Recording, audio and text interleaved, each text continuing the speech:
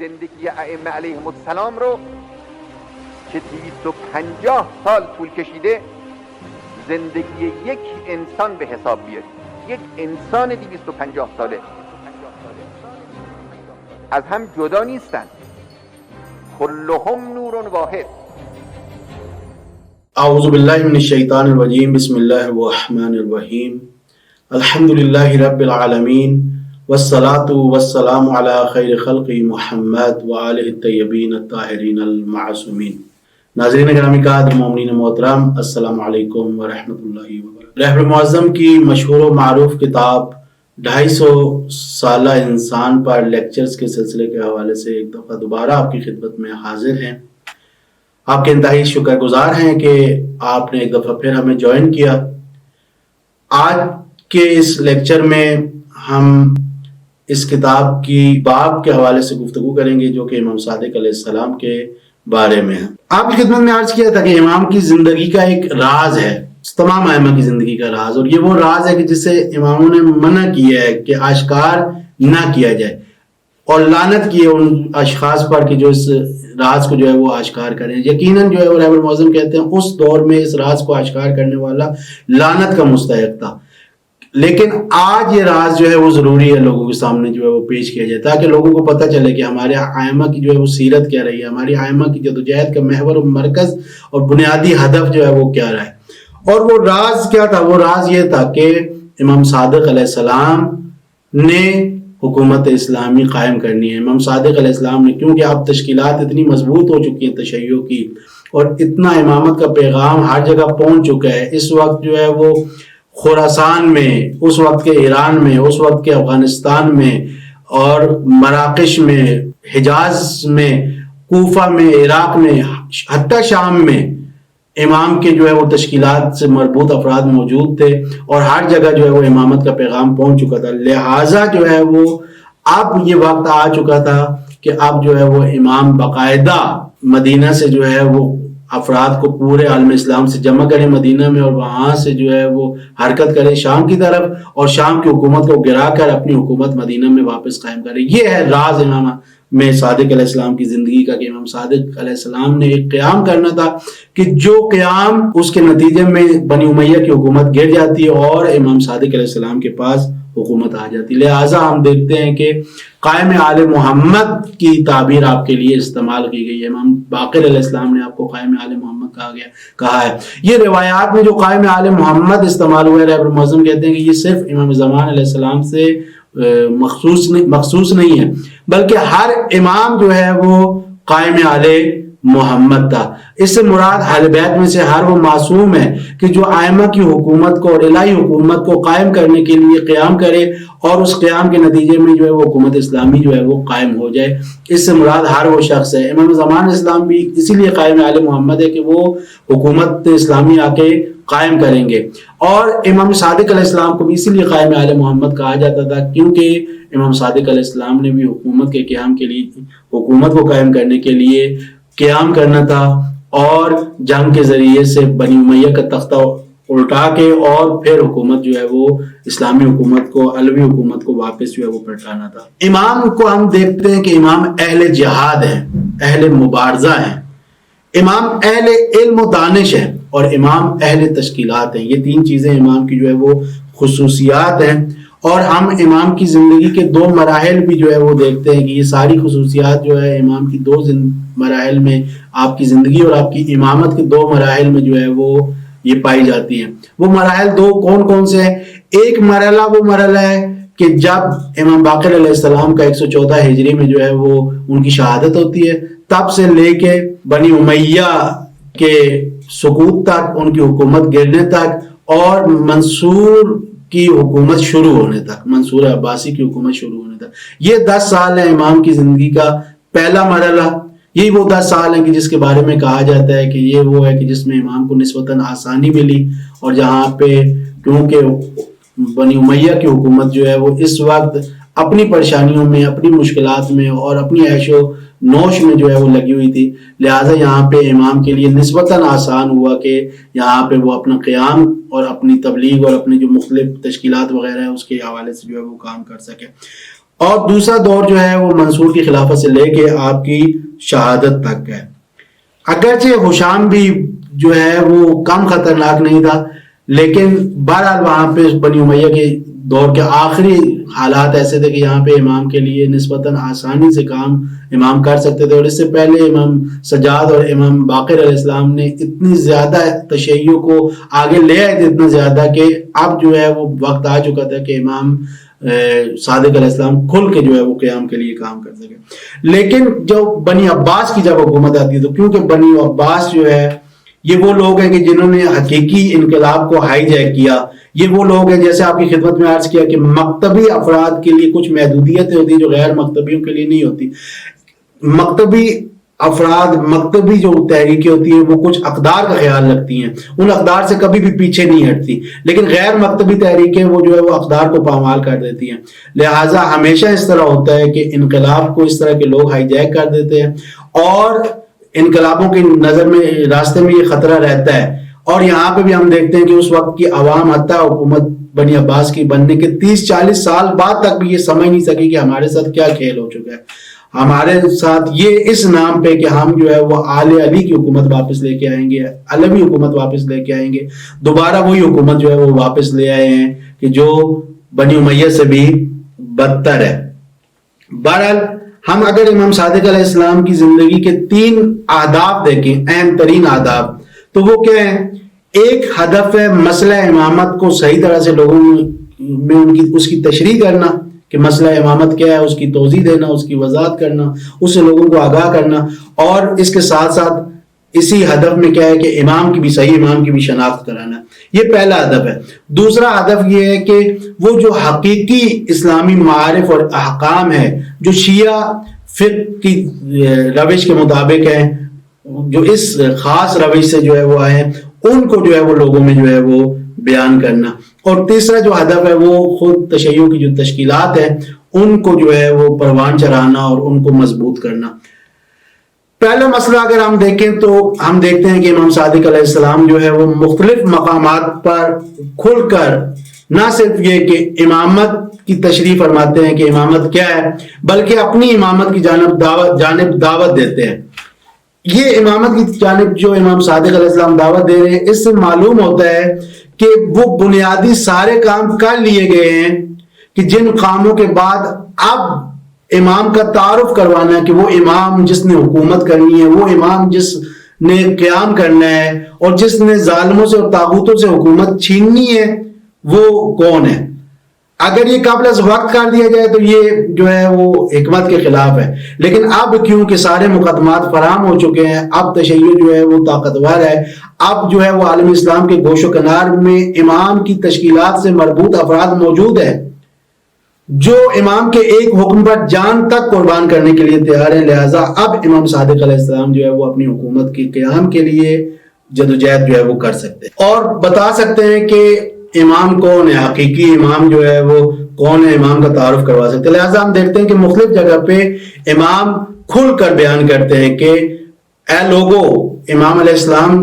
یہی بنی امیہ کے دور میں حج کے موقع پر عرفات کے میدان میں، وہاں پہ کہ جہاں پہ کوئی بھی بات کی جائے تو پورے عالم اسلام میں پھیل جائے گی، وہاں پر امام عرفات کے میدان میں کھڑے ہو کے 3 دفعہ ایک سمت میں، 3 دفعہ دوسری سمت میں، 3 دفعہ تیسری اور 3 دفعہ چوتھی سمت میں بلند آواز کے ساتھ اس طرح کے سب تک یہ پیغام پہنچ جائے۔ 3 دفعہ یہ فرماتے ہیں کہ اے لوگو، تم جان لو کہ رسول پاک صلی اللہ علیہ وسلم امام تھے، اس کے بعد حضرت علی امام تھے، اس کے بعد حسن مجتبیٰ امام تھے، حسین شہید کربلا جو ہے وہ امام تھے، اس کے بعد امام زین العابدین امام تھے، محمد باقر علیہ السلام امام تھے، اور میں بھی جو ہے وہ امام ہوں۔ کبھی اس طرح سے اپنی امامت کا تعارف کروا رہے ہیں، اور کبھی جو ہے وہ آپ جو ہے وہ اس طرح سے بتا رہے ہیں کہ یہ جو انفال ہیں اور صف والمال ہے یہ میرا حق ہے۔ یہ انفال اور صف المال در حقیقت حاکم کا حق ہوتا ہے۔ انفال جو ہے وہ تو معلوم ہے کہ کچھ خزانے زمین کے ایسے ہیں کہ جو مثال کے طور پہ پیٹرولیم اور مختلف معدنیات جس پر حکومت کا حق ہے۔ صف المال کیا ہے؟ صف المال در حقیقت آپ اگر کسی بادشاہ کے خلاف، وہ بادشاہ جو ظالم ہے اس کے خلاف جب ایک اسلامی حاکم جنگ کرتا ہے تو کچھ اموال ایسے ہوتے ہیں جو اس نے لوگوں سے لوٹ کر خود رکھے ہوئے ہوتے ہیں اور اپنے قبضے میں کیے ہوئے ہوتے ہیں، وہ اس کے شاہی خزانے کا جو ہے وہ حصہ ہوتے ہیں. یہ اموال جو ہے وہ مال غنیمت کے طور پر تقسیم نہیں ہوتے، بلکہ یہ اموال جو ہے وہ جو اسلامی حاکم ہے اور جو امام ہے اس کے ہاتھ میں جاتے ہیں، اور وہ اس کو اسلام اور مسلمین کے منافع کے مطابق جو ہے وہ اور مصلحتوں کے مطابق اور ان کے مفادات کے مطابق ان کو خرچ کرتا ہے. تو یہ کہنا کہ میں صف المال اور انفال میرا حق ہے، یعنی کیا؟ یعنی یہ حکومت جو ہے وہ میرا حق ہے، کیونکہ یہ حاکم کا حق ہے. اگر میرا حق ہے تو اس کا مطلب ہے حاکم جو ہے وہ کون؟ میں ہوں. لہذا امام نے مختلف جگہ پہ خود امامت کا بھی تعارف کروایا اور اپنے امام ہونے کا بھی جو ہے وہ تعارف کروایا، اور اپنے آباء و اجداد کی امامت کا بھی جو ہے وہ تعارف کروایا. پھر ہم آگے دیکھتے ہیں کہ امام جو ہے وہ پورے ملک بھر میں، پورے اسلامی مملکت میں، پوری اسلامی قلمرو جو ہے اس میں امام کا تبلیغاتی نیٹ ورک ہے، اور اس پر بہت ساری ادلہ ملتی ہیں. اگر ہمیں جو ہے وہ کھل کر نہ بھی پتہ چلے پھر بھی جو ہے بہت ساری ادلہ ملتی ہیں. دیکھیں پوری اسلامی دنیا سے امام کو مختلف جگہ سے خمس امام کے پاس پہنچتا ہے، زکوٰۃ امام کے پاس پہنچتا ہے. امام سے ہر جگہ سے آ کے فقہی مسائل، معارف سے ریلیٹڈ جتنے مسائل ہیں وہ امام سے جو ہے وہ پوچھے جا رہے ہیں. اور کبھی کوئی ایک آتا ہے، کبھی کوئی دوسرا آتا ہے، کبھی کوئی تیسرا آتا ہے، امام سے بار بار یہ سوال کرتا ہے کہ آپ قیام کیوں نہیں کرتے، آپ قیام کب کریں گے. یہ ساری چیزیں جو ہے وہ اس چیز کی دلیل بنتے ہیں کہ پورے عالم اسلام میں امامت کا پیغام جو ہے وہ پہنچ چکا ہے، اور لوگ امامت کے لیے جان دینے کے لیے بھی تیار ہے. ایسے لوگ موجود ہیں جو امامت کے لیے جان دینے کے لیے بھی تیار ہے اور ہر طرح کی قربانی دینے کے لیے تیار ہے. لہٰذا یہاں پر جو ہے وہ ہم جو ہے وہ دیکھتے ہیں کہ امام کا یہ تبلیغاتی نظام، اس نیٹ ورک کی وجہ سے یہ امامت کا پیغام ہر جگہ پہنچا ہے. اب یہ سوال ہو سکتا ہے کہ یہ امامت کا یہ جو اگر نیٹ ورک موجود تھا تو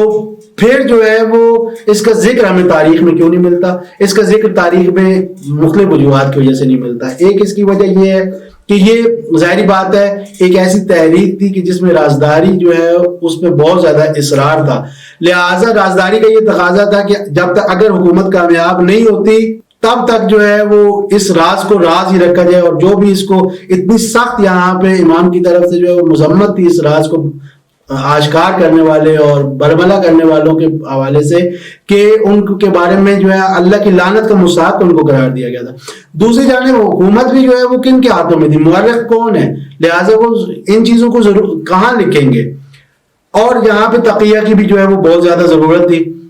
تقیہ جو ہے وہ کیا ہے؟ یہاں پہ رہبر مذہب تقیہ کے حوالے سے بتاتے ہیں کہ تقیہ یوں نہیں ہے کہ آپ جو ہے وہ خوف کی وجہ سے تھا، بلکہ تقیہ کیا ہے؟ تقیہ کے بارے میں التقیۃ ترس المومن، تقیہ مومن کی سپر ہے، مومن کی ڈھال ہے. رہبر مذہب کہتے ہیں ڈھال کہاں پہ استعمال کی جاتی ہے؟ ڈھال میدان جنگ میں استعمال کی جاتی ہے. لہٰذا یہ جو امام کا مبارزہ تھا، یہ جو امام کا جہاد تھا انقلاب اسلامی کے لیے اور اسلامی حکومت کے قیام کے لیے، اس میں تقیہ ایک ایسی ڈھال تھی کہ جہاں پہ تلوار بھی